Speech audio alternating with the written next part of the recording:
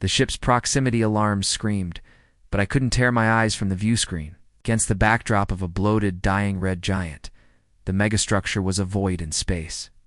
A colossal, skeletal lattice of black metal and crystal, kilometers long, blotting out the stars. My little scavenger ship, the rust bucket, felt like a microbe next to a whale. Scanners were useless, giving back nothing but static and wild energy readings. The comms were dead silent. This was it. The ghost structure whispered about in hushed tones at every backwater starport, from here to the galactic core. They said it was a treasure trove, a graveyard, a myth. I was about to find out which docking was. Strange, no handshake protocols, no welcoming lights, just a gaping maw of a hangar bay that seemed to pull my ship in with a subtle, unseen force. The moment the magnetic clamps engaged, an unnatural quiet fell. The hum of my ship's engines died. The life support systems hissed into standby. And the only sound was the frantic thumping of my own heart. I pulled on my envirosuit, the helmet sealing with a familiar click. Grabbing my trusty plasma cutter and a multi-tool, I stepped onto the docking ramp. The air inside wasn't just old. It felt ancient, carrying a metallic temps like ozone and dust 1 billion years old. The hangar bay was immense, big enough to swallow a fleet. Dormant alien starships, sleek and organic in design, were berthed in silent rows, covered in a fine layer of cosmic dust. I walked between them, my boots echoing in the cavernous space.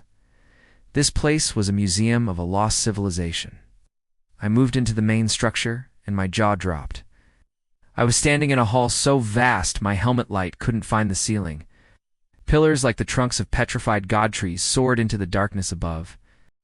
The walls were etched with circuits that pulsed with a faint residual light, like the dying embers of a galaxy-sized fire. Everything was silent, too silent. The kind of silence that feels heavy like it's listening.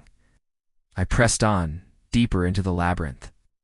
Each corridor opened into another impossibly large chamber.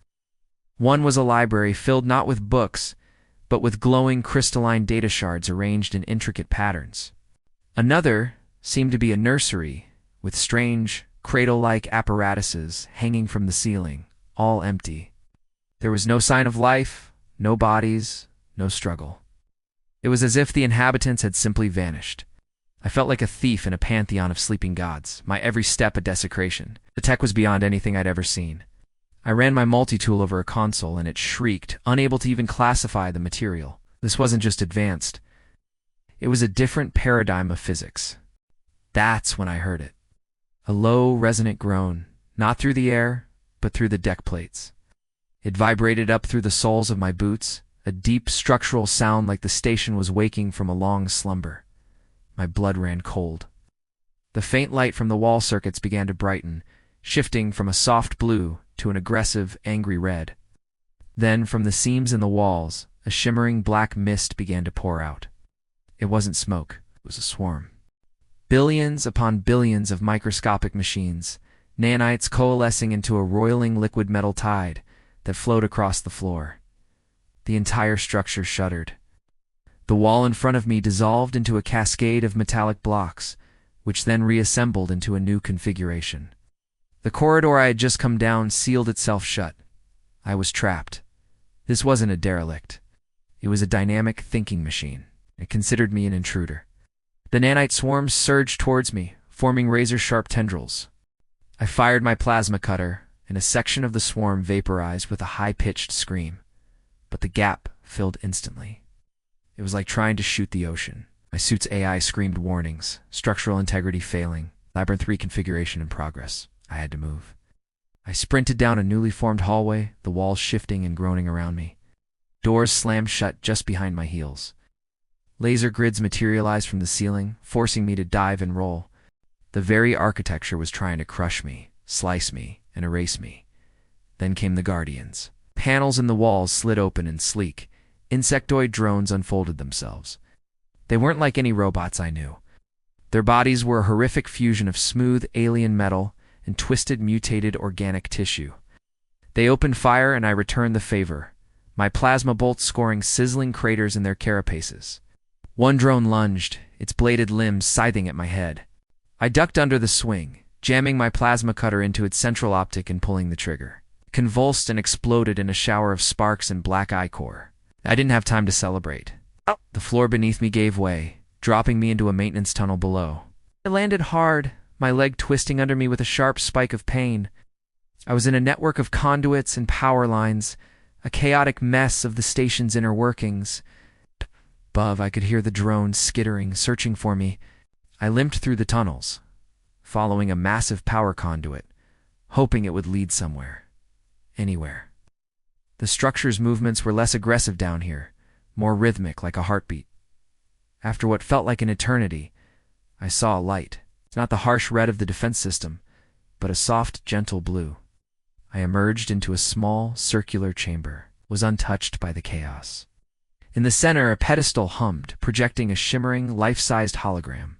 It was a person, a human, wearing an archaic version of my own scavenger gear. The hologram flickered, and a voice, weary but calm, filled the room. Log entry, cycle 7-1000-3-100-12.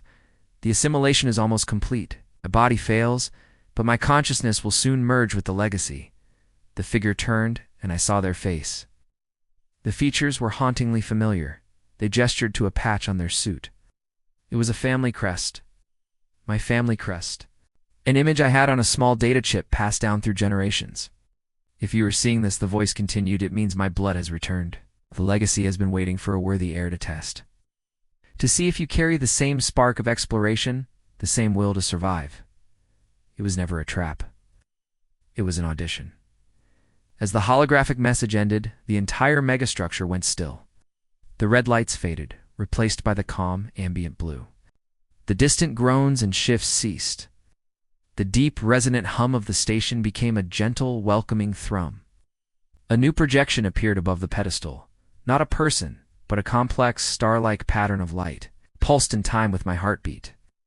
Text in an ancient, yet somehow understandable, script flowed beneath it. Welcome, inheritor. The test is complete. Your consciousness is compatible. The legacy requires a new core, a new mind to guide it through the stars. The station wasn't a ship or a tomb. It was a vessel, a sentient being with a mechanical body, and its previous pilot, its heart, was my ancestor. For generations it had drifted, waiting for someone of the same bloodline, someone with the right spirit to arrive. The chase, the fight, the near-death experience. It was all a final exam. I looked at my hands, then at the pulsating star of light. It was offering me a choice. Remain a scavenger, picking at the bones of the galaxy, or become something more. Become the heart of a starfaring god. I took a deep breath, the ancient air of the station feeling less like a tomb and more like home. I stepped towards the pedestal. My journey was just beginning. Thank you so much for watching this deep dive into one of the most incredible sci-fi stories we've explored. What would you do in that situation? Let me know in the comments below. If you love epic tales from the far reaches of space, make sure to hit that like button and subscribe for more adventures. Till next time, stay curious.